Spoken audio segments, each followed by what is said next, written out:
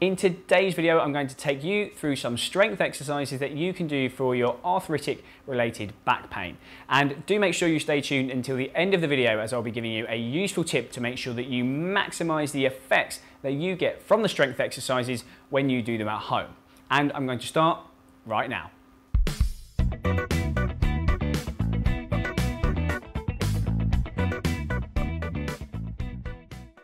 If we are going to start off in sitting with our strength exercises, it's probably a good idea just to have a tiny warm up before you start lifting things up. So you have the choice of a few movements. I'd recommend trying some spinal flexion.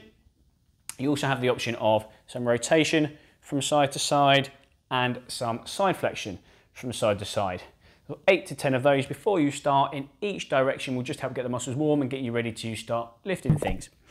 With that in mind, I am going to be using a weight. If you haven't got any weights at home, that's absolutely fine. You can grab a heavy duty shopping bag or a rucksack, a few cans of food, bottles of water, heavy books, improvise with whatever you can find at home. Weight is going to be out in front of you, just below your chair, and you're just going to lean forwards and try and touch your weight on the floor. If you can't go all the way down, that's fine. And then you're going to come back up. Flex forwards, touch your weight on the floor, and then come back up. With all of these exercises, we're aiming for between 8 and 12 repetitions. But the bottom line is, you should be feeling a little bit achy by the time you've finished each exercise. Now we're going to do some seated weighted rotation. So grab your weight, pop it across your chest, and then you're just going to turn round to the left and then slowly round to the right. If you are using a rucksack, you could always just pop your rucksack on your back and shuffle forwards in the chair slightly. Now, progressions would be the further your weight is away from you, halfway, all the way, the harder it is going to be and the more stress, good stress, it is going to put on in the muscles in your back. Now we're going to do some seated weighted side flexion. So grab whatever you're using at home and then you're just going to lean down to the side, touch your weight on the floor and then down to the other side. If you are quite stiff in your lower back and you can't touch the weight on the floor, you can only go halfway, that's fine. Any movement with some weight is better than nothing, so just do what you can, do whatever feels comfortable for you. This exercise is called a bridge. We're going to start off on the floor or on the bed, whichever you'd prefer. You're going to lie on your back, hands flat on the floor, and you're going to push through your feet and lift your hips off the bed. Really trying to squeeze your bottom muscles, really trying to squeeze your tummy muscles, and then slowly lower down. Now, this exercise, as with many of the kind of floor or bed exercise, is all about control and making sure it's a nice, smooth movement. It's very easy to just lift up and plonk back down again. If you do that, the muscles aren't working and you're going to lose some of the effects of the exercise. So squeezing your tummy, squeezing your bottom, push through your feet, lift up, hold. You're looking for a nice straight line through the leg and the trunk if you can, and then slowly down. If you are quite stiff in your lower back and that's too difficult, then just do 50% of the movement and then slowly lower down. I'm interrupting for a second just to say, if you are enjoying this video and you'd like to know more about arthritis and all other pain and rehab related things, then do hit that subscribe button so you get notified every time I release a new video, which I do every single week. Thank you for watching and enjoy the rest of this one. You're going to roll over onto your tummy this time, so face down. You can just rest your head on your hands like so. You're going to, again, squeeze those glutes, the muscles that support your hip, and you're going to lift the leg up and then slowly down. You'll alternate between left and right, or you could do 10 or 12 on one side and then do 10 or 12 on the other side. Even if you can only achieve a tiny movement to here, that's absolutely better than nothing. A progression would be an exercise called a Superman, so you'll be face down once again, one arm out in front, and then you're going to raise the opposite leg. So raise the leg up, raise the arm up at the same time, and slowly lower it down. Once again, if you're only going a very small way off the floor, that's absolutely fine. And then obviously you're going to alternate between left and right. You can try a similar thing on all fours, and remember, when we're doing this one, all about nice, slow, controlled movement. You can squeeze your tummy in, squeeze your bottom in, and just try and raise your hand. And the other one. You can do the same thing with your hands on the floor this time and just try and raise the leg. Out behind you, nice and straight. And then come back to the middle. Obviously, making sure you do both sides.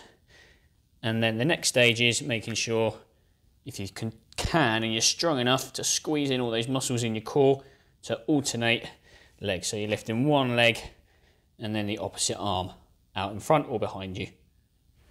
This exercise is called knee dropouts, and again, really important.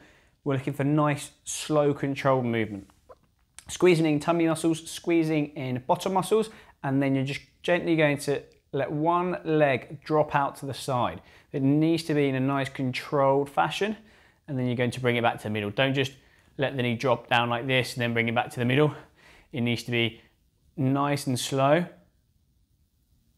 nice and controlled. And after a few of those, if you are doing them nice and slowly, you will feel the muscles all around the hips and the back and the core kicking in and contracting and working hard. And obviously you'll do it on the other side as well.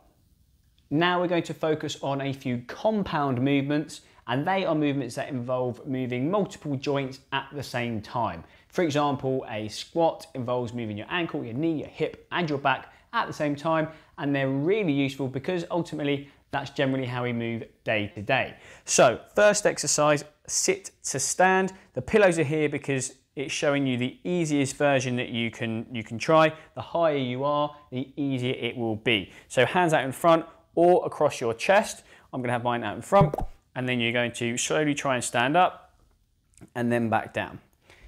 As you can see, ankles, knees, hips and back are working. If that is too easy, we're going to get rid of the pillows. See you later. Apologies if my camera is struggling to keep up.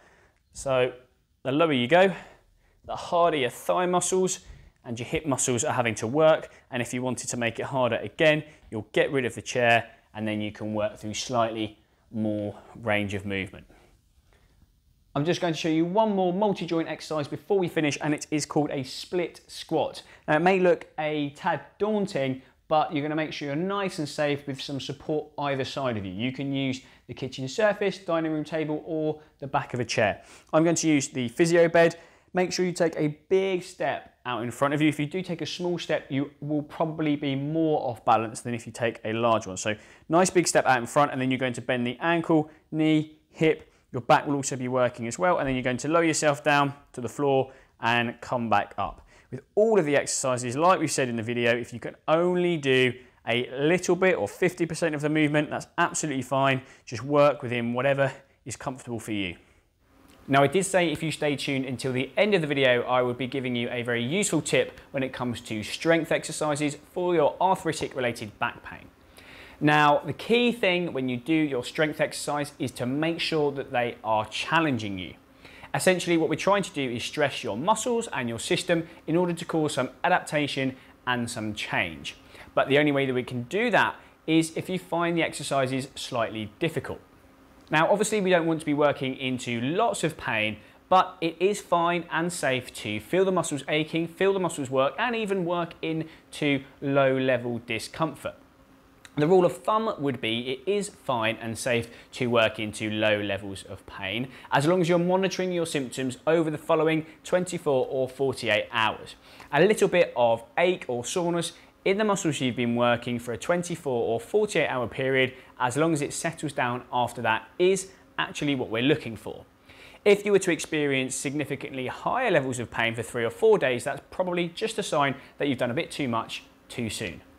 Thank you for watching. I do hope you found today's video useful. There should be some helpful links in the description below the video to help you manage your arthritis better at home. And I would love to hear from you, so do drop me a comment below the video and let me know which exercise from today's video you found most helpful.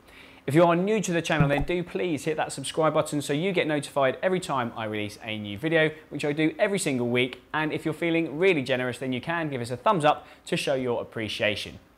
If you have enjoyed today's video, you may also like the video that I have done on back pain stretches if you have arthritis, and there's a whole playlist on the channel about how to manage your arthritis better at home.